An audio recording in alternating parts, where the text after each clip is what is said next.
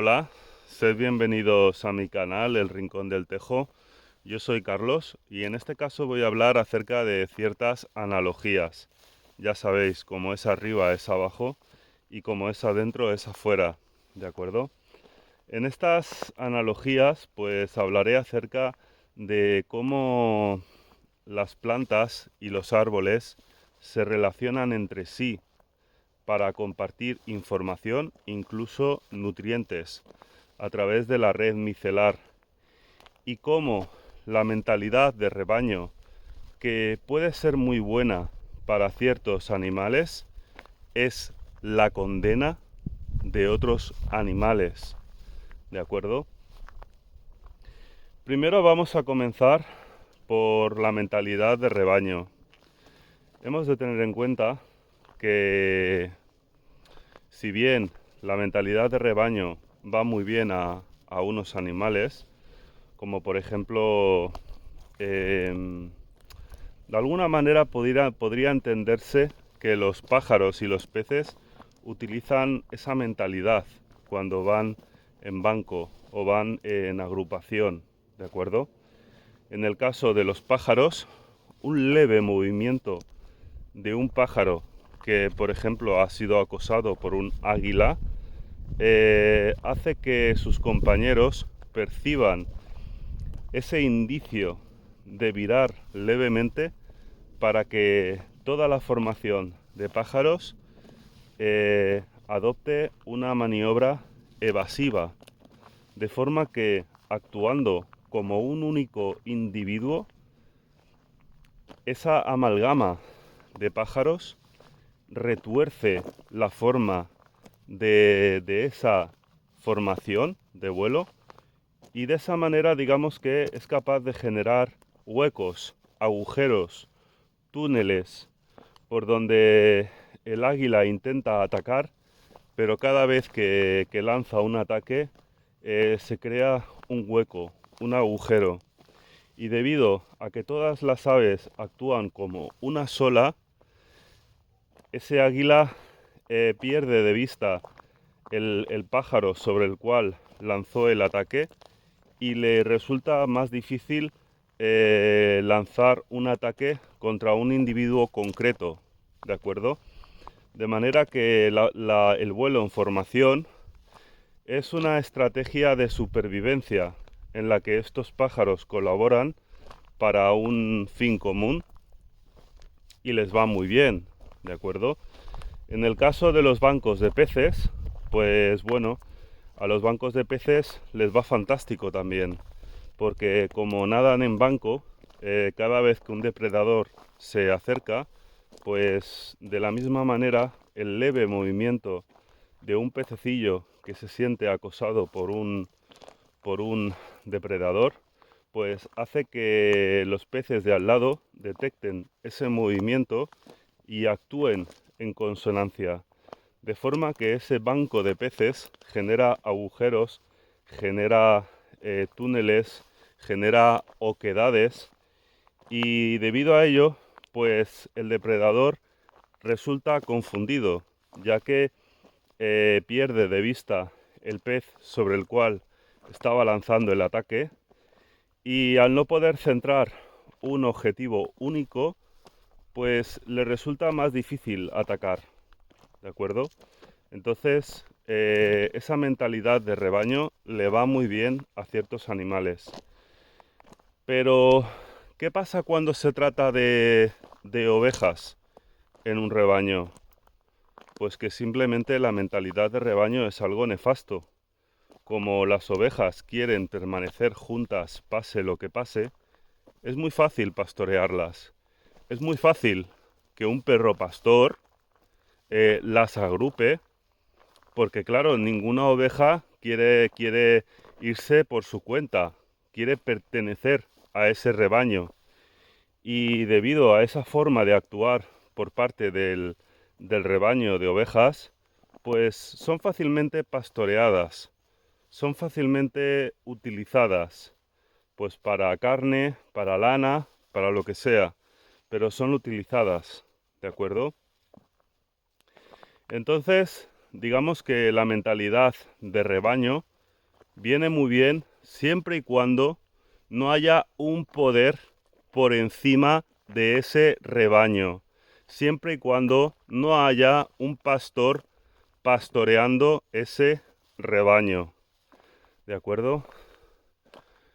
Los seres humanos, a su manera, pues también hemos desarrollado una mentalidad de rebaño, y esa mentalidad de rebaño ha sido nuestra forma de supervivencia durante mucho tiempo, ya que en la antigüedad, pues el hecho de pertenecer a una tribu, pues era una garantía de supervivencia, mientras que la persona que era expulsada de la tribu, pues lo más probable es que muriese, ¿de acuerdo?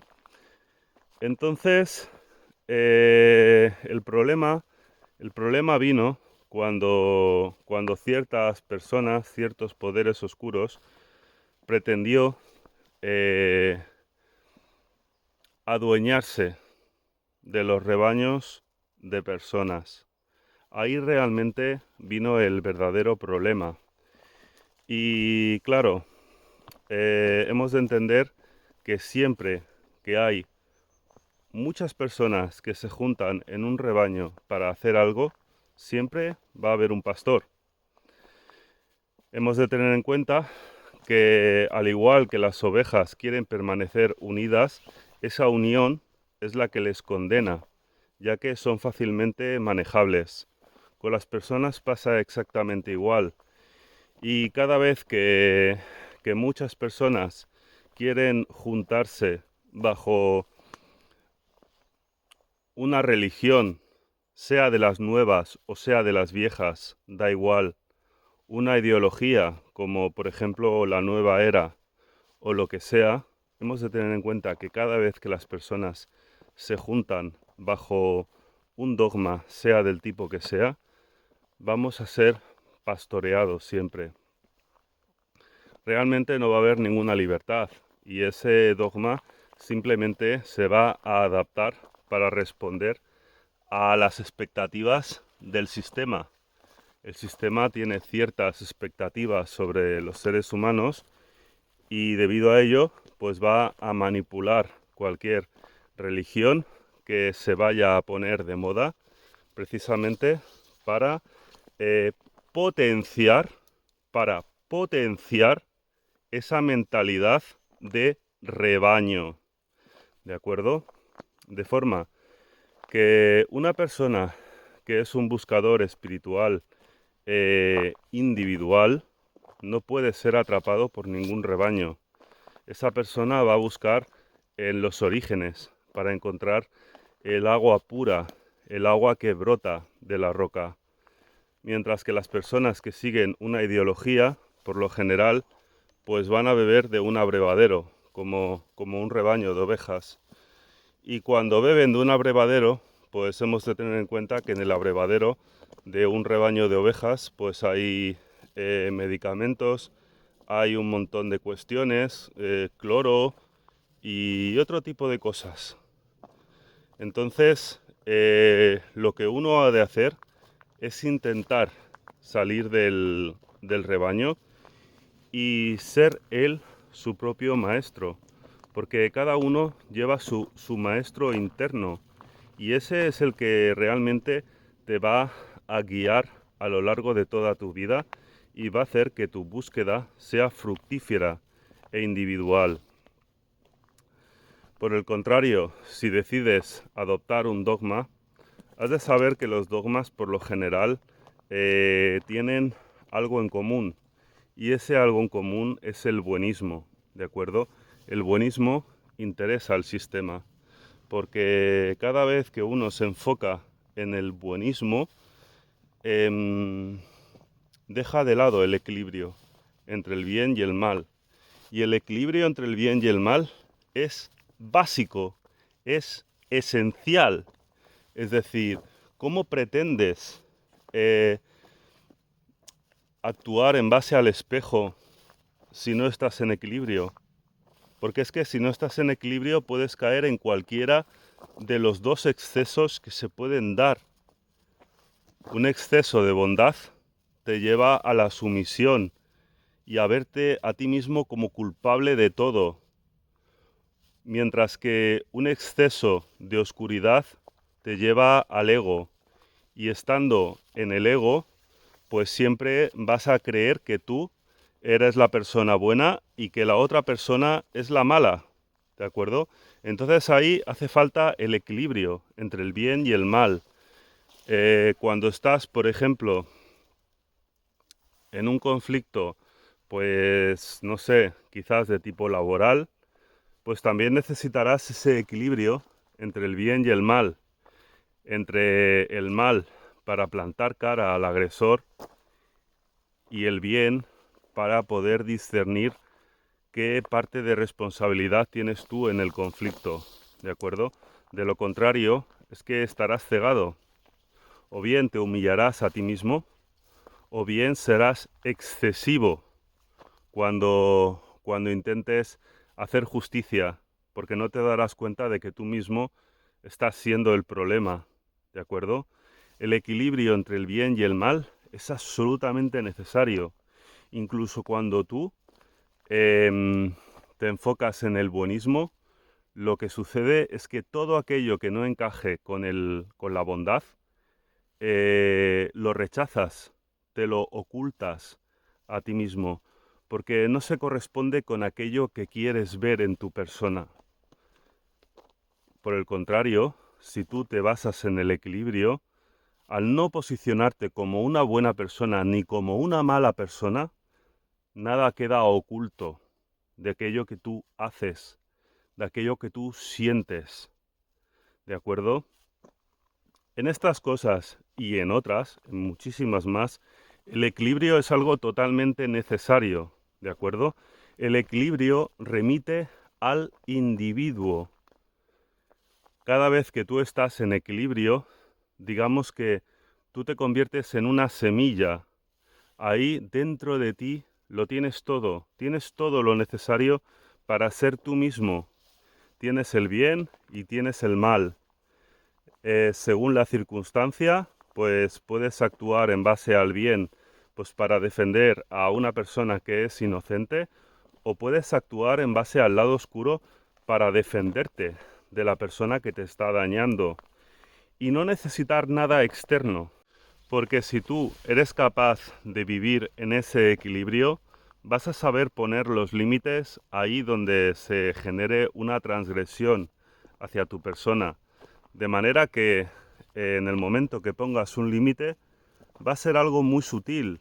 Simplemente vas a enseñar los dientes, porque de lo contrario, si no lo haces, hay personas malintencionadas que van a ir cogiendo pedacitos de tu integridad hasta que te dejen totalmente desintegrado. Y esas personas, por lo general, pues son personas que son malas personas, ¿de acuerdo?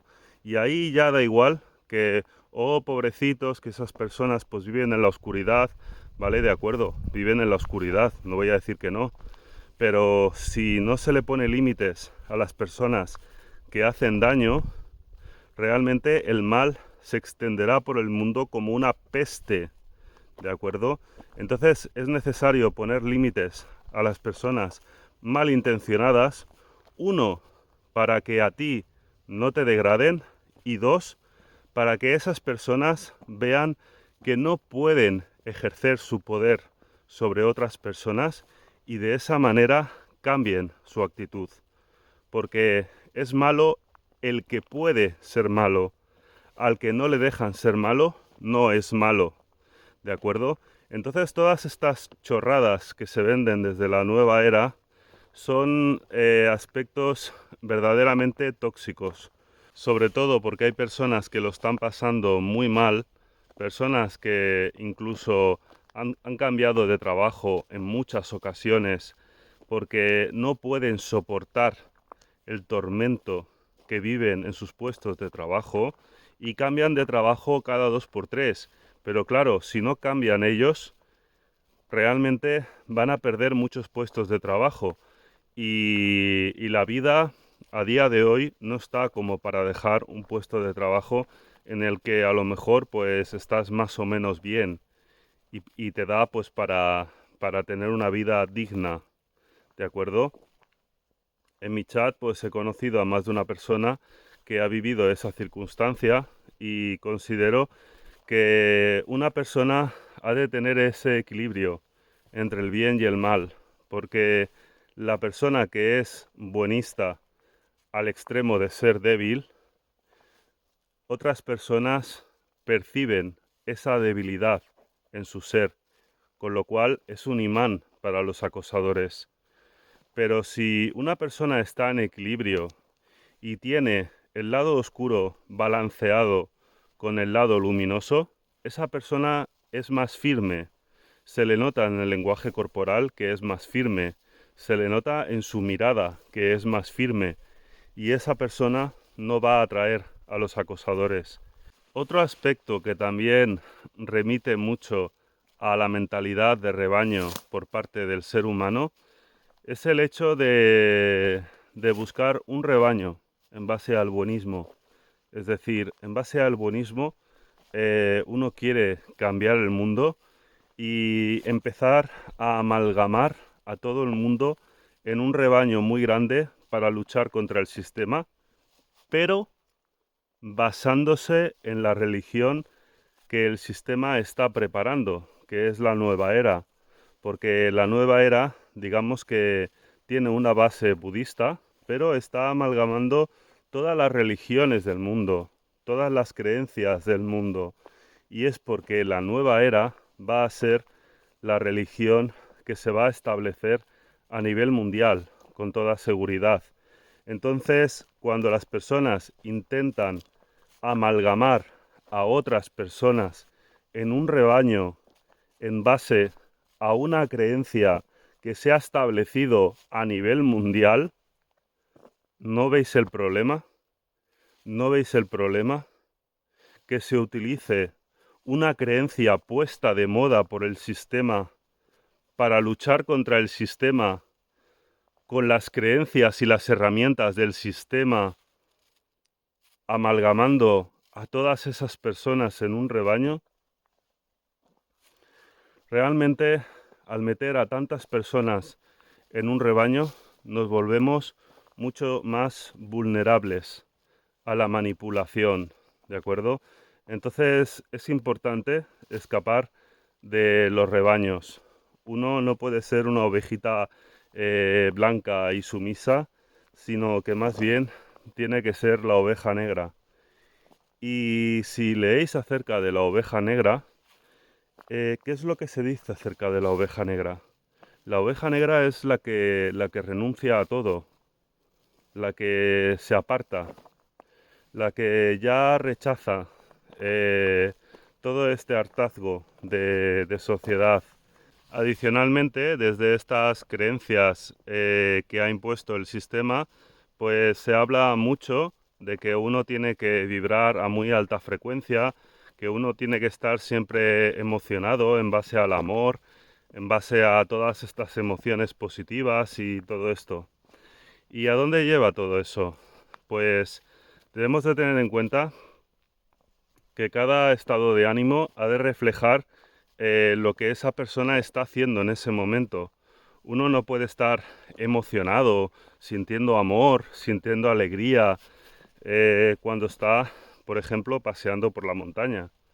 Cuando está paseando por la montaña, lo que debe de sentir es sosiego, calma y, y cualquier emoción positiva y alta vibración que no, que no se alinee con la situación que estás viviendo en un momento dado, pues es un exceso de energía. ¿Y qué pasa con la energía según la ley de la energía? Pues que la energía ni se crea ni se destruye, tan solo se transforma. Si tú generas una energía que no vas a utilizar para nada, lo que sucede es que esa energía, en primer lugar, te va a tensionar, porque vas a tener una energía ahí acumulada en tu cuerpo que al no tener una salida, lo que va a provocar es tensiones corporales, ¿de acuerdo? Entonces, No debes de emocionarte porque sí, simplemente porque digan que tengas que vibrar alto y sentir amor y todo eso. Lo segundo, si vibras muy alto y muy por encima de tu nivel habitual de vibración, lo que va a suceder es que igual que subes, vas a caer y te vas a meter la hostia, ¿vale? Cada uno ha de vibrar a su nivel de energía habitual y, y fluctuando en la línea de la serenidad, porque mientras tú te mantienes en ese estado de serenidad y bajas esas altas vibraciones efusivas, las bajas para mantenerla en esa línea de serenidad, cuando haces eso estás reservando energía, de manera que esa energía queda contenida en ti y no se va, no se evapora, no se diluye, como cuando descorchas una botella de champán, ¿vale? Entonces nuevamente hay que mantener esa serenidad. Por otra parte, hay personas que en base a lo que se dice en la nueva era de vibrar alto, del amor, de la fantasía y todo esto, pues intentan meter a otras personas dentro de esta corriente nefasta, de manera que atraen a otras personas hacia el rebaño que el sistema ha creado para tener a las ovejitas obedientes y sumisas controladas, ¿de acuerdo? Entonces, aquí vemos que esta mentalidad de rebaño lo único que nos trae son problemas, debido a que no somos pájaros ni peces y que hay alguien por encima de nosotros que se aprovecha de la mentalidad de rebaño. Lo que debemos de ser es personas individuales, personas libres.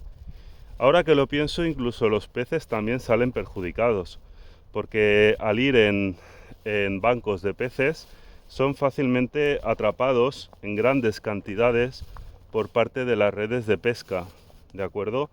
Entonces los peces que van en solitario, pues más fácilmente viven una vida larga y sencilla donde no tienen tantos problemas, ¿de acuerdo? Ahora vamos a hablar de los árboles, ¿de acuerdo? ¿Qué sucede con los árboles? Pues bien, hace mucho tiempo, bueno, hace un tiempo, se detectó pues que los árboles que se plantaban para, para cosechar su madera no rendían, no se sabía por qué, no producían, no crecían suficientemente rápido y eran propensos a las plagas y no se entendía muy bien el motivo. Entonces se encargaron estudios, hubo gente que investigó y se dieron cuenta que claro, que cada vez que talaban una zona y plantaban árboles nuevos, al remover el suelo para eliminar los tocones de los árboles viejos y todo esto, pues también rompían la red micelar. La red micelar es en sí una red que tejen los hongos. De hecho, toda la red micelar es hongo. No es como en las plantas que tiene una parte que es raíz y otra parte que es planta. Los hongos son todo red micelar bajo el suelo. Lo único que se puede ver en el exterior es la propia seta, pero la seta no es el hongo a priori, es simplemente como la flor de, de ese sistema, micelar subterráneo, ¿de acuerdo? Entonces los árboles, digamos que alcanzan la red micelar, pues a medida que van ahondando, a medida que se van adentrando en la oscuridad del subsuelo, a medida que van adentrando sus raíces en esa oscuridad, van generando conexiones con el micelo. Y a más raíces tiene ese árbol, más conexiones con esos hongos. Entonces, los árboles pueden utilizar los micelos para mandar señales de alerta, de manera que cuando un árbol es atacado por una plaga, se lo comunica a otros árboles de la misma especie en base a señales químicas. Cuando los árboles adyacentes han sido avisados por la red micelar, digamos que empiezan a generar un exceso de taninos para agriar las hojas y de esa manera evitar en la medida de lo posible ser devorados. También sucede que las plantas son capaces de intercambiar nutrientes con los árboles y también pues árboles con árboles, intercambiar azúcares, todo tipo de nutrientes, y lo hacen también a través de la red micelar. Es como una simbiosis en la que todas las partes salen beneficiadas y los árboles más antiguos son los servidores de red, ¿de acuerdo? De manera que son los que gestionan la comunicación entre los árboles más jóvenes a través nuevamente de los micelos, de la red micelar.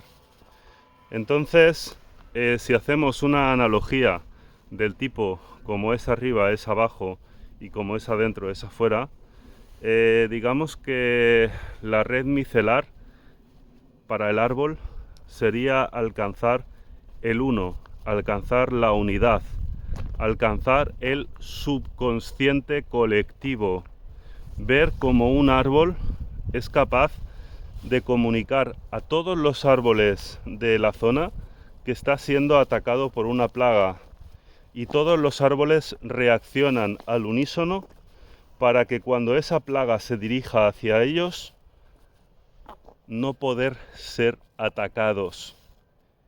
Imaginaros qué pasaría con nosotros si alcanzásemos un estado de la mente parecido a la simbiosis que experimentan los árboles. ¿Ello es posible? Pues parece ser que sí, porque en base al experimento del centésimo mono,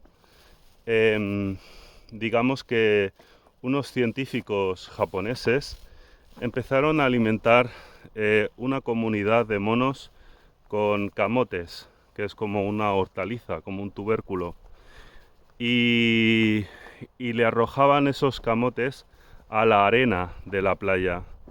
Entonces los monos, al comer esos camotes, pues digamos que se llenaban la boca de arena y eso no les gustaba.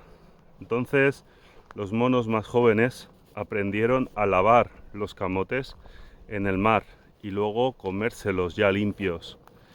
Esos monos jóvenes enseñaron a los más viejos a replicar la misma forma de hacer para comerse camotes limpios. Y cuando suficientes monos aprendieron esa técnica, se estima, por decir algo, que fue al centésimo mono que replicó esa técnica, resultó que todos los monos de esa isla sabían hacerlo. Se fueron a otras islas y los monos de esas otras islas sabían hacerlo también. Se fueron a otras partes del mundo y los monos de esas otras partes del mundo sabían hacerlo también. Ello nos muestra que lo que nosotros llamamos instinto quizás no lo sea, y en su lugar sea el subconsciente colectivo, sea información compartida con el subconsciente colectivo.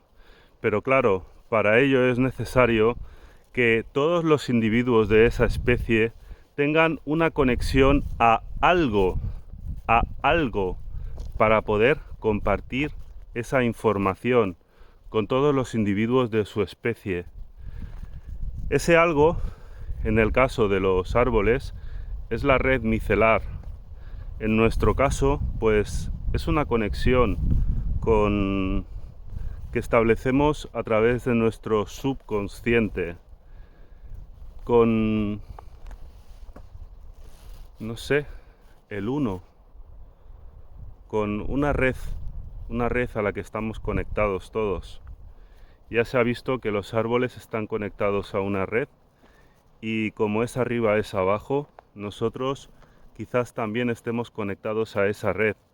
El motivo por el que los monos pueden compartir esa información y nosotros no, es porque los monos salvajes no han sido condicionados, viven en base a la naturaleza, es decir, ellos no piensan lo que van a hacer en base a responder a ciertos condicionamientos, en base a ciertas actitudes preestablecidas, sino que actúan de forma natural. Tienen una mente totalmente vacía y como su mente está vacía, su subconsciente les puede hablar, porque digamos que uno crea multitud de construcciones en su mente consciente y esas construcciones actúan como una barrera, de manera que nuestro subconsciente queda totalmente velado. Nuestro subconsciente no puede hablarnos, no puede susurrarnos las respuestas que necesitamos en cada momento, ¿de acuerdo? Entonces, al final de lo que se trata es de un camino individual en el que tú dejes los dogmas de lado, porque esos dogmas lo que van a hacer es crear nuevas construcciones y analizar el mundo desde la perspectiva de un dogma, en lugar de escuchar a tu subconsciente, que es lo que debes hacer. Es así de sencillo. Simplemente has de escuchar a tu subconsciente, nada más. Y debido a que las personas por lo general se guían por los dogmas, no son capaces de alcanzar nunca esa conexión.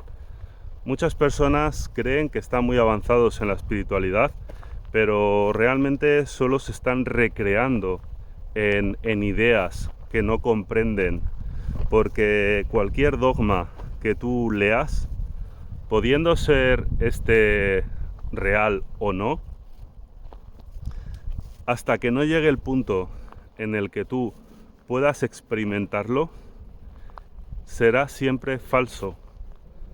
Ese dogma será siempre falso hasta que llegue el momento en el que tú alcances un nivel de sensibilidad, un nivel de conciencia en el que realmente ello se te presente a ti.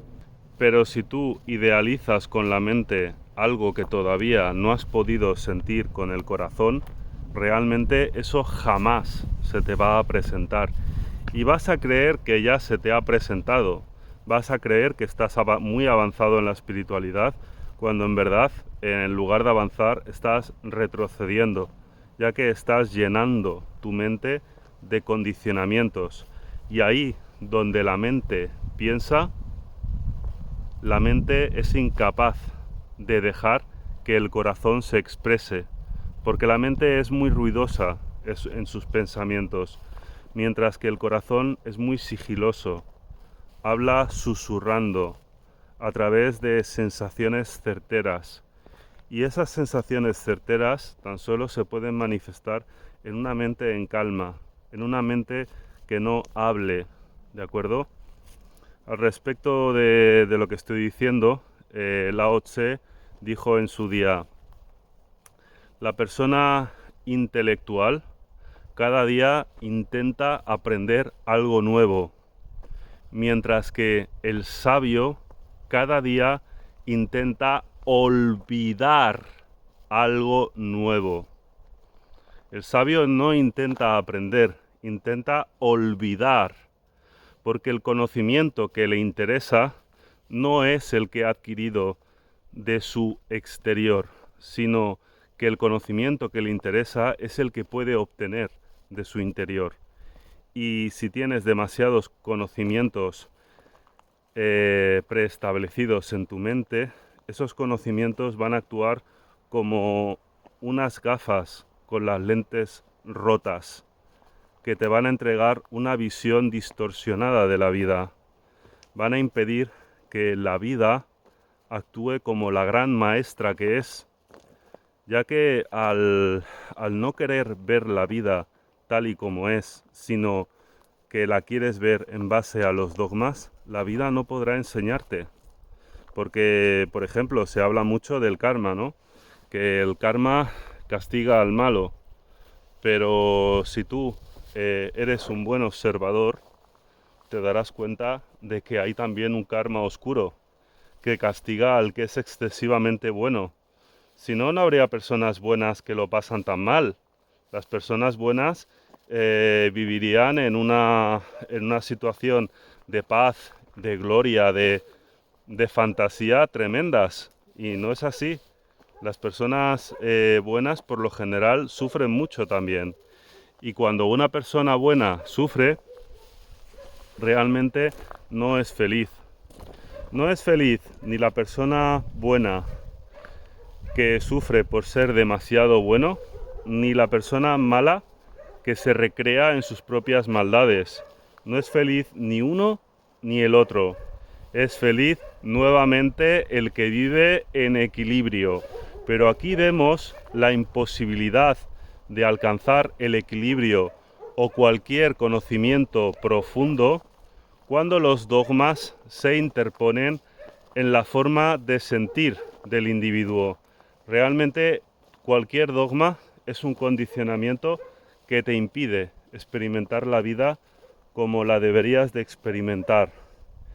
Si tú realmente quieres alcanzar conocimientos profundos y que vengan desde el interior, tendrás que escuchar al maestro interno que hay dentro de ti. Y este maestro interno al principio pues será más mental y poco a poco se irá convirtiendo en un maestro cada vez más etéreo a medida que trabajes en tu ser, ¿de acuerdo? Este maestro simplemente ha de estar siempre observando tus interacciones con los demás. Este maestro tiene que estar siempre pues observando pero sin juzgar, observando pero sin sentir arrepentimiento. En cualquier actitud que tú realices que te haga sentir mal, no has de sentir arrepentimiento, porque el arrepentimiento es un sentimiento represivo, un sentimiento que hace que tú comprimas un muelle y digas, no, no lo volveré a hacer, no lo volveré a hacer. Y cada vez que tú actúas de esta manera, al comprimir el muelle, lo que provoca en ti es que tu próxima reacción sea todavía más desmedida, con lo cual vas a generar todavía más arrepentimiento. Más arrepentimiento, más vas a comprimir el muelle. Y cada vez que ese muelle vuelva a saltar, porque va a saltar, vas a sentir que eres incapaz de avanzar. Vas a sentir que partes siempre desde el mismo punto, que sales del hoyo 1 metro y vuelves a caer 1 metro de nuevo. No obstante, si eres capaz de ver más allá, te darás cuenta de que cuando sales 1 metro del hoyo, caes 999 milímetros. Y el milímetro que has avanzado es el milímetro que cuenta, el milímetro en el que tú estás un poquito más cerca de la salida. Entonces, como digo, no te arrepientas, simplemente has de sentir pesar e incluso has de vigilar esa sensación de pesar. Esa sensación de pesar no ha de tener nada de arrepentimiento. Y en lugar del arrepentimiento, lo que has de sentir es comprensión. Has de visualizar la escena que se ha generado tras esa actuación indeseada, como por ejemplo una reacción iracunda, una situación en la que tu inseguridad te hace parecer tonto, una situación en la que la ansiedad te ha vencido y los demás lo han visto. Cualquier escena de este tipo ha de ser un escenario que tú has de observarte a ti mismo, ¿de acuerdo?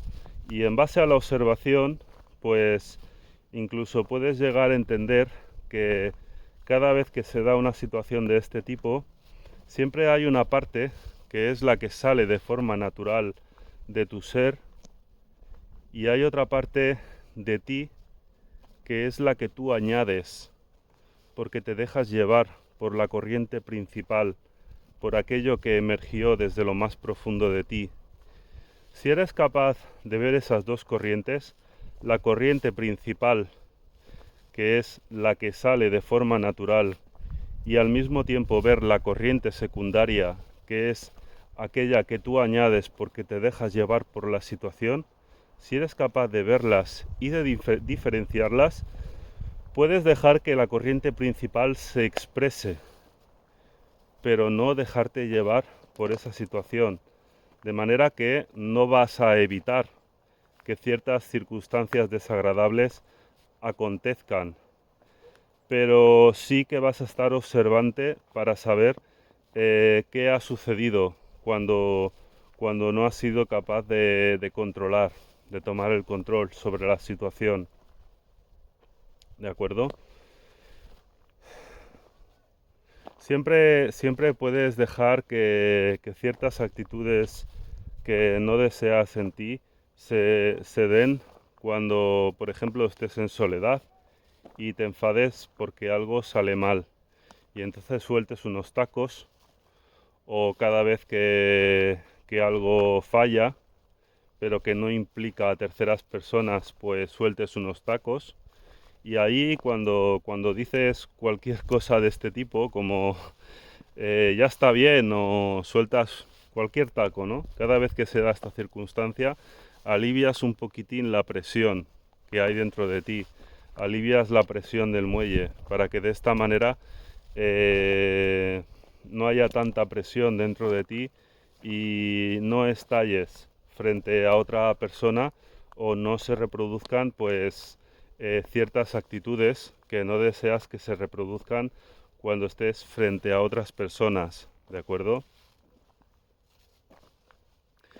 Y bueno, en base a lo expuesto, decir que el camino espiritual verdadero es un camino individual, tal y como yo lo veo, en el que tú has de alcanzar la unidad, has de alcanzar esa conexión con el subconsciente colectivo, al igual que el árbol alcanza la conexión con la red micelar para intercambiar información y nutrientes, y que no te has de dejar llevar por rebaños, que has de ser un individuo auténtico, que ningún árbol crece a la sombra de otro, que todos los árboles necesitan que el sol les toque de forma directa, ¿de acuerdo? Ahí pues también interviene mucho el hecho de que tú seas capaz de desarrollar tus propios métodos, métodos que siempre vayan en favor de la mente y no en su contra, ¿de acuerdo? Pues porque cada vez que adoptas métodos que contienen pues metodologías aleatorias, como por ejemplo si te dicen, no, es que tienes que repetir 21 veces esta palabra, o es que tienes que rezarle al rayo violeta, o cualquier cosa de este tipo, digamos que tú te sientes incapaz para ser tu propio maestro.